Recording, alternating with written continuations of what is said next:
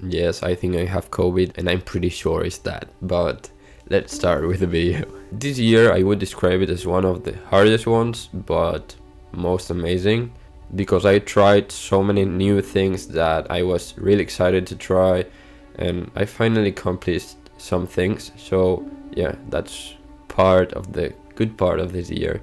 But I want to tell you how all it went, because at first it was not like that. The first 5 months of the year were pretty dark for me emotionally, because I suffered a lot of anxiety from school and I was pumped to finish with that. So it was a hard process because I had to just focus on that and forget about everything else almost. So pretty tough. Then in April, my dog unfortunately got sick and died, but I'm really grateful because I had the opportunity to say goodbye. It's sad, but I'm not that sad because I could say goodbye to him.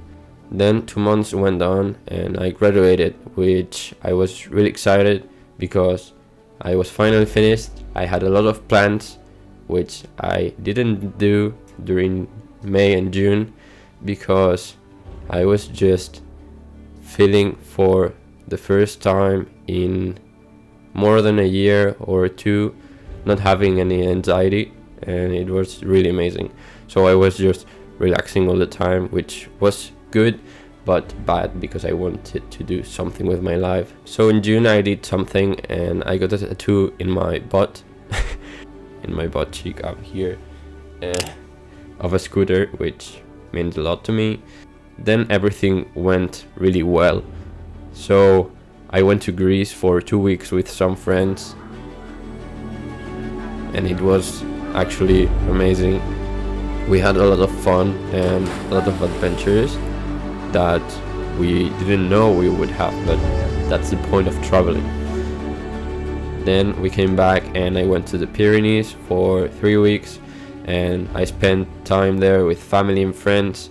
Then a friend told me to go downhill biking, which I was pumped about because it was one thing in my to-do list to do, and I finally did it, which was amazing.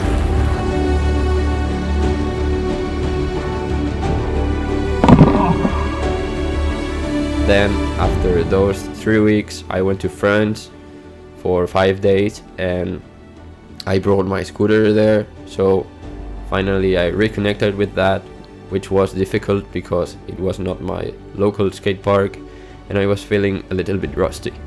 Then I came back home and I realized that I don't know what I want to do with my life. I don't know if I want to go for my YouTube career or social media or filmmaking. So after giving me a month to think about that and think about myself and what I want to do and who I want to be and who I am, then I finally decided to go for my filmmaking career, but at the same time I want to continue making YouTube videos. For the past 3 months I've done some free videos for my portfolio, which were amazing.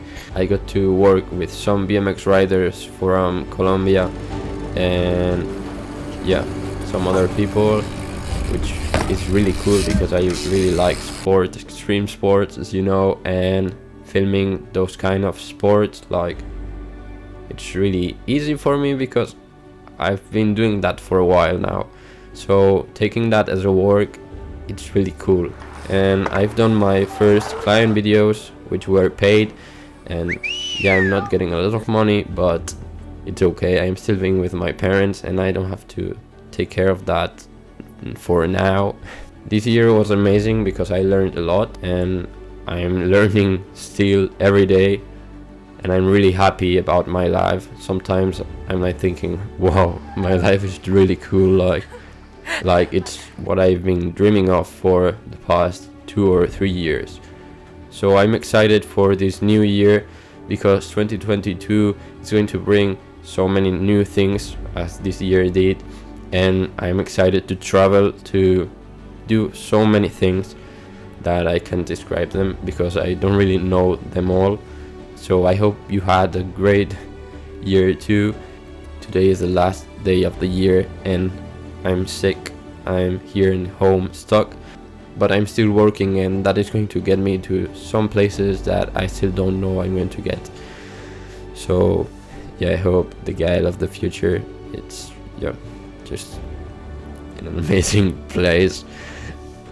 Just enjoy this new year, and I hope you had a great day, and see you in the next video. Bye.